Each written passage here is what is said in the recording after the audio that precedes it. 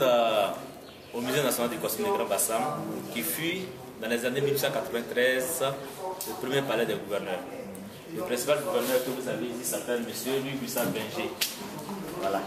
Et donc, c'était la capitale, la première capitale de la Côte d'Ivoire, Grand Bassam bien sûr. Et à cette époque, tous les gouverneurs devaient résider ici. Il y a eu ce qu'il appelle l'épidémie d'affaires aujourd'hui. Ils n'ont pas pu supporter, ils ont dû quitter Grand Bassam pour se rendre à Benjerville. Voilà. Ça, c'est la première raison. Deuxième raison, c'est que Grand Bassam était un territoire très étriqué. C'est-à-dire il y avait la mer, la lagune, tout le Grand Bassam était tout inondé. Donc il ne pouvait pas étendre vraiment Grand Bassam sur une grande superficie. Ces raisons ont motivé les colons à quitter Grand Bassam pour se rendre à Benjerville. Arrivés là-bas, ils ont construit notre bâtiment qui aujourd'hui est devenu orphelinat de Benjerville. Donc après le départ, le bâtiment est tombé en ruine, a été réhabilité et depuis donc officiellement en 1981, il est devenu musée national du costume. Qu'est-ce que nous présentons dans ce musée? Nous présentons les habitudes vestimentaires des Ivoiriens, les maquettes d'habitats traditionnels et des photos qui présentent un peu l'époque coloniale. À l'intérieur ici, nous allons voir le costume précisément. Vous savez que c'est une exposition et l'exposition a pour thème le regard pluriel. Dans cette zone, nous présentons donc en variété chefferie traditionnelle de Côte d'Ivoire. Ici, nous avons un roi.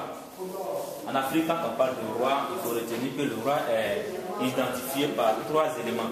Il y a le siège royal, il y a tous les costumes et les chaînes que possède le roi, et il y a ce qu'on appelle la canne et le sabre.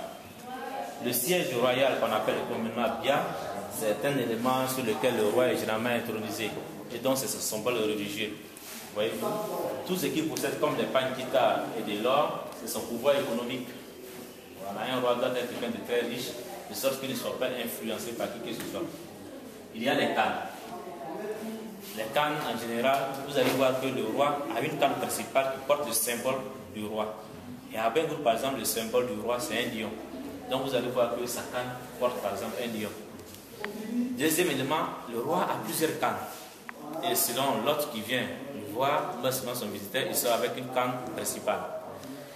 Généralement, quand c'est des hommes politiques qui viennent voir le roi, il sort avec une canne où il y a deux individus qui partagent un repas. Il y a un qui a la main dans le plat et l'autre attend. Pour dire à l'homme politique qui est venu que, attention, aujourd'hui c'est le tour de tel, donc toi tu dois faire ton tour. Il y a d'autres cannes aussi, par exemple, c'est une lampe tempête.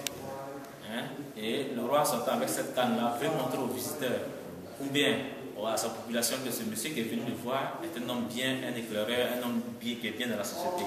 Voilà. Vous allez voir que chez les Akans, en général, le pouvoir appartient à la femme. C'est pourquoi on parle de système matrilinéaire ou matriarcal. Et chez les Akans, dans notre royaume, on l'appelle la reine-mère. C'est elle qui appartient le pouvoir, mais en Afrique, la femme n'a pas le droit de s'asseoir sur un trône à cause des dispositions naturelles. Donc c'est le roi, c'est son petit frère ou son frère qui dirige à sa place. Elle joue le rôle de conseillère, c'est elle qui donne des conseils au roi, parce qu'il y a des choses qu'on ne peut pas dire publiquement au roi. Elle a le droit de parler au roi. Voyez-vous? Et tout ça parce que c'est elle qui gère le trône. Vous avez compris? Généralement, vous allez voir qu'au niveau des chaussures, il y a des symboles bien précis. Souvent, on a des petits boucles comme ça. Mais en réalité, à l'origine, ce n'était pas des boucles comme ça. C'était un oiseau et c'est un serpent qui est tout autour. Le symbole, c'est quoi? Le roi veut dire que lui, il est informé de tout. Tout ce qui se passe dans les airs et sur la terre, lui, il a des informations. Comment se fait-il qu'un serpent peut-il attraper un oiseau qui se vole?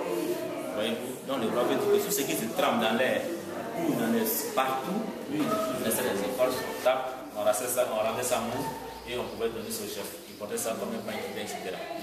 Et on prenait les racines de cet arbre-là pour en faire une serviette. C'est pas généralement vous voyez les chefs chez les BT, ils ont toujours une serviette au cou. Aujourd'hui c'est devenu moderne, on voit une serviette. Mais à l'origine ce n'était pas les serviettes, c'était les écorces de bois et les racines de l'arbre qu'on prenait pour en faire une serviette. La signification c'est quoi? L'homme, donc le chef était considéré comme la racine de son peuple. Un arbre, vous allez voir qu'il n'a pas de racines, tombe automatiquement. Donc le chef était considéré comme les piliers, comme les racines de son peuple, celui qui soutenait tout le peuple. Donc en signe de pouvoir, on lui donnait cette serviette-là. Et en réalité, il y a aussi son pouvoir mystique. Vous allez voir que le chef était, avant d'intervenir en public, il va s'éponger. On a l'impression qu'il a toujours chaud, il est en sueur. Mais en réalité, c'est pour faire taire tout tous ceux qui sont autour de lui, mystiquement.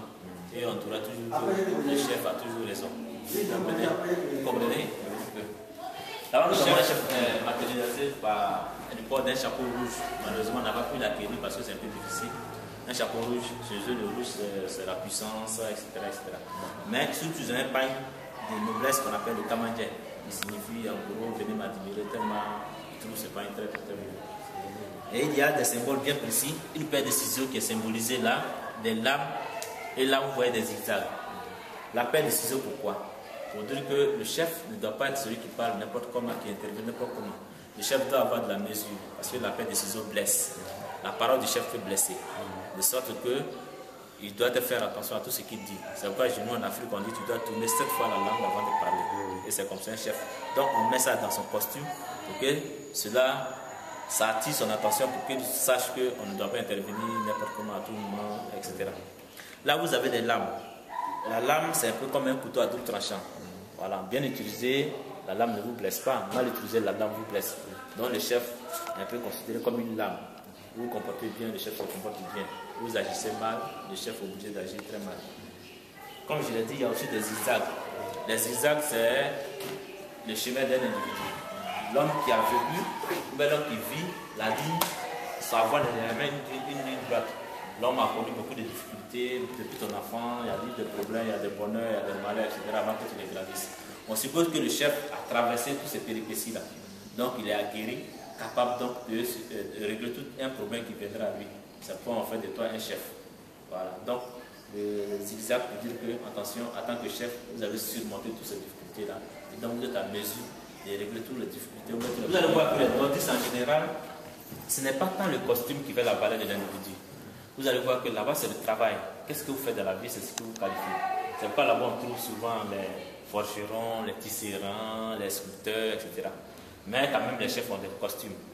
Ici, par exemple, quand vous voyez le chapeau, le chef, son chapeau est matérialisé par 3 éléments essentiels, là, là et là. Surtout cet élément qui signifie la grandeur, l'élévation, la puissance. Le jeune, quand il a le chapeau, généralement le jeune n'a pas le droit à un chapeau.